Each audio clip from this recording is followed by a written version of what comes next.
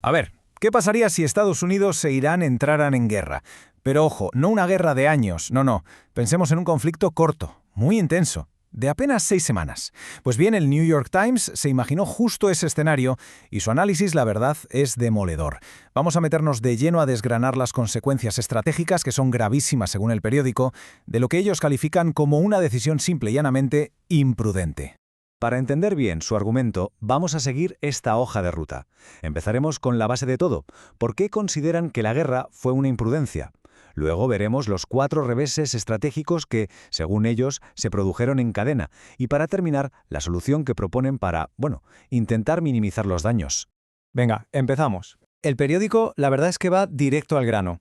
Todo su argumento, toda la estructura de su análisis gira en torno a una sola palabra: imprudencia. Vamos a ver por qué. Esta es la tesis del New York Times. Así, sin paños calientes. No dicen que la guerra fue un simple error táctico, no. Argumentan que fue un fallo garrafal desde el principio, desde su misma concepción. Todo el desastre que describen a continuación, según ellos, nace de esta decisión inicial. Y es que además todo pasó a una velocidad de vértigo. Un ataque el 28 de febrero y solo 6 semanas después se firma un alto al fuego. El conflicto fue un visto y no visto, pero el editorial insiste en que los daños estratégicos son profundos, duraderos. Y ahora, claro, toca hacer balance de todo aquello. Vale, pero ¿qué hizo que la decisión fuera tan imprudente? Pues según el Times fueron 3 fallos de bulto, desde el minuto cero. Primero, se lanzaron a la guerra sin la aprobación del Congreso. Segundo, le dieron la espalda a sus aliados de toda la vida. Y tercero, y esto es clave, se apoyaron en unas justificaciones que, según el análisis, eran, muy poco sólidas, por no decir contradictorias. A raíz de esa decisión, el editorial identifica 4 reveses estratégicos uno detrás de otro. El primero tuvo lugar en un sitio clave, una de las arterias económicas más importantes del mundo, el Estrecho de Hormuz. 20%. Quedémonos con esa cifra. 1 de cada 5 barriles de petróleo que se consumen en todo el planeta pasa por este cuello de botella. Esto, claro, lo convierte en un punto de presión económico y geopolítico de primerísimo orden. Y aquí viene lo realmente interesante, el desequilibrio estratégico que dibuja el periódico. Es casi asimétrico. Por un lado, Irán. ¿Qué necesita para bloquear el estrecho? Pues muy poco. Es una jugada de bajo coste. Basta con la amenaza de unos drones, unos misiles, unas lanchas rápidas y listo. Pero, ¿y Estados Unidos? ¿Para reabrirlo por la fuerza? Eso ya es otra historia. Hablamos de una operación militar masiva, carísima y súper compleja. La conclusión del periódico aquí es de lo más paradójica. La guerra no solo no debilitó a Irán, sino que en la práctica le entregó el control del estrecho, dándole una palanca de presión potentísima, o sea, una victoria estratégica para Teherán pagada por Washington. El coste no fue solo estratégico, también fue material. El segundo gran revés que analiza el editorial es el golpe que se llevó el arsenal estadounidense. Un golpe que además sacó a la luz vulnerabilidades que nadie esperaba. Y esto lo ilustra a la perfección.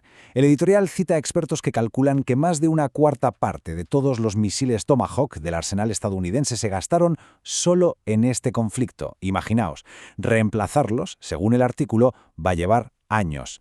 Aquí es donde el conflicto desveló una asimetría que da que pensar.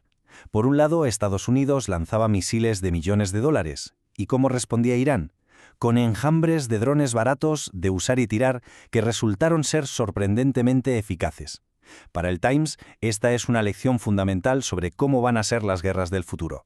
Así que el resultado es un problema por partida doble, un arsenal muy mermado y una nueva vulnerabilidad al descubierto. Y las consecuencias, según el periódico, se notan en todo el globo, obligando a tomar decisiones tan heavies como tener que retirar defensas antimisiles de un punto tan caliente como es Corea del Sur. Pero el daño no fue solo militar. El tercer coste que el Times considera absolutamente devastador fue diplomático, la fractura y quién sabe si irreparable de las alianzas que a Estados Unidos le costó décadas levantar. Lo que pinta el periódico es un panorama de aislamiento total. Y no hablamos de adversarios, no. Hablamos de los aliados más cercanos, los de siempre. Japón, Corea del Sur, Australia, la mayor parte de Europa, nadie quiso participar. La imagen que queda es la de Estados Unidos actuando completamente por su cuenta. Para que veamos la gravedad de este punto, el editorial cita a Daniel Weiman, del Centro de Estudios Estratégicos e Internacionales, y lo que dice es muy fuerte, que el mayor daño a largo plazo de esta guerra podría ser precisamente la herida abierta en las relaciones con sus aliados. Y ya llegamos al cuarto y último revés. Más allá del dinero, de las armas, de las alianzas, el editorial señala un daño quizás mucho más profundo, más intangible, el golpe a la autoridad moral de Estados Unidos. El análisis se fija en dos declaraciones que considera tremendamente dañinas. La primera, que el periódico atribuye al presidente, es esta amenaza de eliminar a toda una civilización. Para el Times, esta retórica es un ataque frontal a los valores que se supone que Estados Unidos defiende. Y la segunda, atribuida al secretario de Defensa, Pete Hegseth, es esa promesa de ni cuartel ni piedad. El New York Times presenta ambos comentarios como algo que podría rozar los crímenes de guerra y que, desde luego, destroza la imagen del país. La conclusión del periódico es clara. Este tipo de lenguaje no es una simple bravuconada. Ataca directamente los cimientos del liderazgo estadounidense. Un liderazgo que, históricamente, se ha construido sobre la defensa de la dignidad humana y los valores democráticos.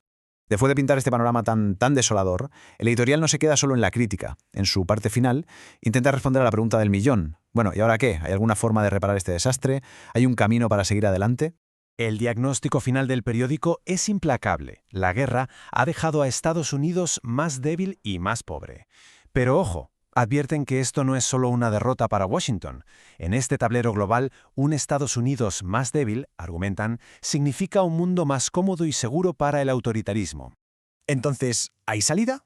El periódico ofrece lo que llama la mejor esperanza, que se basa en 3 pasos que son, básicamente, darle la vuelta a los errores iniciales. Primero, reconocer que el enfoque impulsivo fue un fracaso. Segundo, devolverle al Congreso el poder de decisión.